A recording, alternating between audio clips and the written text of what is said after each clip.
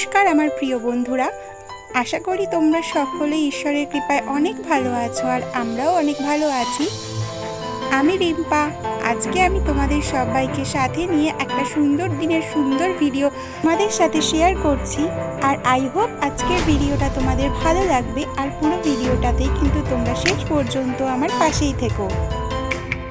ভিডিওর থাম্বনেল দেখে তো তোমরা কিছুটা বুঝতেই পেরেছো, থাম্বনেল আর টাইটেল দেখে আজকের ভিডিওটা কী নিয়ে হতে চলেছে। তো আজকে আমি তোমাদের সাথে ছোট্ট করে একটা ভিডিওর মাধ্যমে শেয়ার করছি আমি কি করে প্রত্যেক বৃহস্পতিবার আমার মা লক্ষ্মীকে পুজো করে থাকি। তো প্রথমেই আজকে তো স্নানটা সেরে চলে এসেছি। স্নান সেরে মাথায় হালকা জল দিয়েছিলাম, তো চুলটাকে একটু আঁচড়ে নিলাম আর এদিকে কিন্তু সিঁদুরটাও সিঁথিতে একটু ছুঁয়ে নিলাম। আজ সমস্ত কাজ বাজ সেরে, অর্থাৎ রান্না বান্না যে সমস্ত কাজ আজ আর কি থাকে, তো সেগুলোই সমস্ত কিছু সেরে পুজোর কাজে হাত দিয়েছি। আর তো তোমাদের বলি, এক দিদিভাই আমার একটা ভিডিওতে, এই পুজোর ভিডিওতেই বলেছিলেন শিবলিঙ্গ বসাতে সিংহাসনে। তো দিদিভাই, তুমি যদি ভিডিওটা দেখে থাকো তাহলে কমেন্টে জানিও। দেখো, সিংহাসনে কিন্তু একটা শিবলিঙ্গ বসিয়েছি শিব ঠাকুরকে। আর এবার আজকে তো আর এই দেখো, এই ড্রয়িংটা একটু একদিন মানে কোনো কাজ ছিল না, বসে বসে আঁকছিলাম, আর যেহেতু অনেকটা নিচু হয়ে তো ঠিকঠাক করে আঁকতেও পারিনি। তো যাই হোক, আজকে কিন্তু আমার বাসন টাসন ধোয়া একেবারে কমপ্লিট, সেগুলো আর তোমাদের সাথে কিছু শেয়ার করছি না। আমার এই সিংহাসনের লক্ষ্মী পুজো, মানে সিংহাসনে বৃহস্পতিবারের লক্ষ্মী পুজো তোমাদের সাথে আগেও একবার শেয়ার করেছিলাম। তো আজকে আবারও একটু ছোট্ট করে তোমাদের একটু অন্যরকমভাবে শেয়ার করার চেষ্টা করছি। আর আমার সিংহাসনটা তো তোমরা অ্যাজ ইউজুয়াল দেখেই থাকো আমার মাঝে মধ্যে কোনো ভিডিওর ব্লগগুলোতে। আমার সিংহাসনটা কিন্তু অনেকটাই ছোট্টর মধ্যে, এটা আমি মানে প্লাই দিয়ে বানিয়েছি, এটা কিন্তু কোনো কেনা নয়, এটা সম্পূর্ণ বানানো। আর আমার যেহেতু সিংহাসনটা অনেকটাই ছোট, তাই বেশি ঠাকুরকে তো আর সিংহাসনে স্থান দিতে পারিনি। আর তো মা লক্ষ্মীকে বসিয়েছি, একটা রাধাকৃষ্ণের ফটো রয়েছে আর লোকনাথ বাবা ছিলেন, আর এখন তো শিব ঠাকুরকেও রেখেছি সিংহাসনে। আর তো সিংহাসনে কোনো জায়গা নেই, মন থেকে সমস্ত ঠাকুরকে ডাকি, আর সেরকমভাবে সিংহাসনে বসিয়ে পুজো দেব সেরকম কোনো জায়গা নেই যেহেতু। আসলে সব থেকে বড় কথা কি জানো তো, মনের ভক্তি সব থেকে বড় ভক্তি, তাই তো।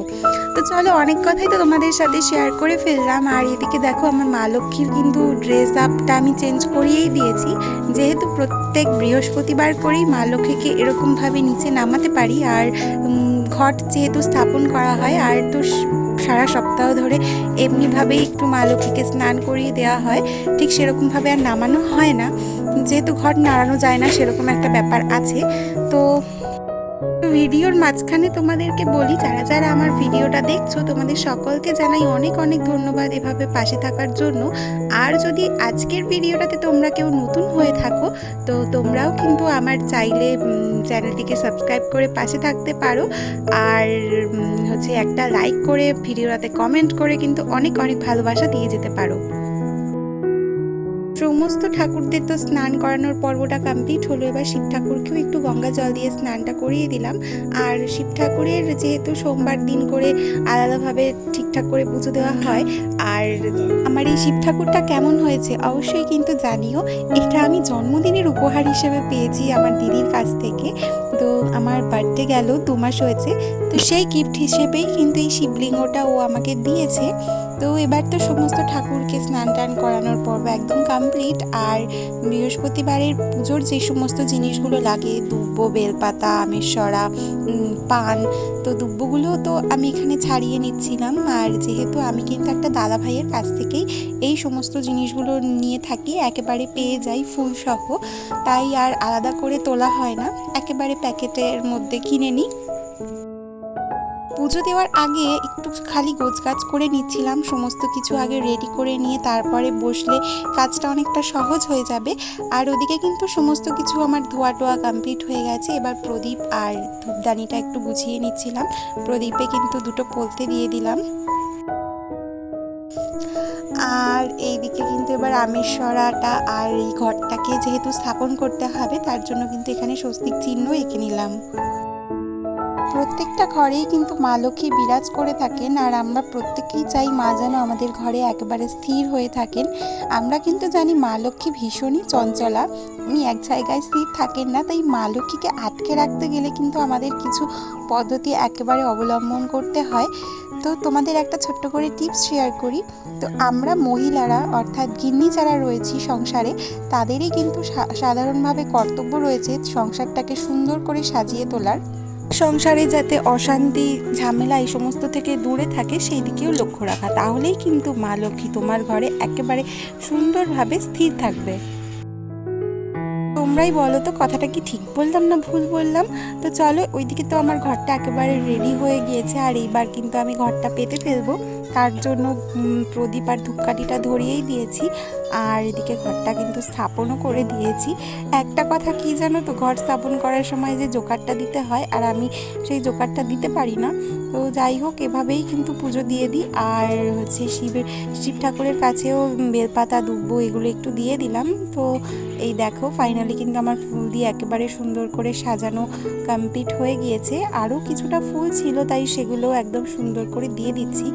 আর এখন যেহেতু গরমকাল পড়ে গিয়েছে, আর আমাদের সাদা ফুল গাছটাতে এত সাদা ফুল হয়, সবগুলো তুলিও না, কারণ ছোট্ট সিংহাসনে এত ফুল দেওয়ারও আর জায়গা থাকে না।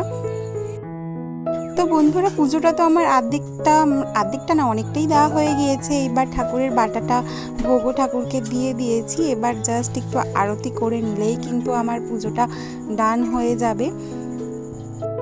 তো এইভাবেই ছোট্ট ছোট্ট কিছু নিয়ম রীতি মেনেই কিন্তু বৃহস্পতিবার পুজোগুলো করে থাকি। আর হচ্ছে তোমরা কারা কীরকমভাবে বৃহস্পতিবার মাকে পুজো দাও সেটা কিন্তু আমাকে অবশ্যই জানিও। তো দেখো ফাইনালি আমার সিংহাসনটা একেবারে পুজো দেওয়ার পর একদম কত সুন্দর লাগছে ফুল দিয়ে সাজানোর পরে। আসলে আমার এই পুজোর ভিডিওগুলোতে তোমরা অনেকেই অনেক ভালোবাসা দিয়ে থাকো, তাই বেশ ভালোই লাগে। তো এরকমভাবেই কিন্তু আমার পাশে থেকো, সাথে থেকো।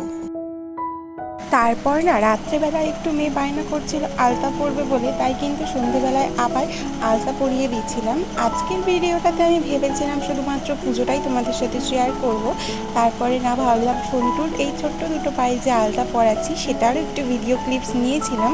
তো ভাবলাম চলো সেটাও তোমাদের সাথে শেয়ার করে ফেলি। মেয়ে আমার আলতা পরতে এত বেশি ভালোবাসে, মাঝে মধ্যেই ও বায়না করে, আর সবসময় তো পরিয়ে দেওয়া পসিবল হয় না। আর দেখো ছোট্ট ছোট্ট পায়ে কিন্তু আলতা পরে কিন্তু বেশ ভালো লাগছিল।